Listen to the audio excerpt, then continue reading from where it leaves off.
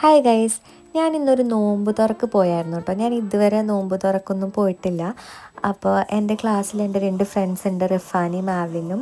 അവരെന്നെ നോമ്പ് തുറയ്ക്ക് വേണ്ടി വിളിച്ചിട്ടുണ്ടായിരുന്നു. അപ്പോൾ കാവേരീനെയും കൂട്ടിക്കോളാൻ പറഞ്ഞു. അങ്ങനെ ഞാനും കാവേരിയും കൂടെ അവരുടെ വീട്ടിൽ പോയായിരുന്നു.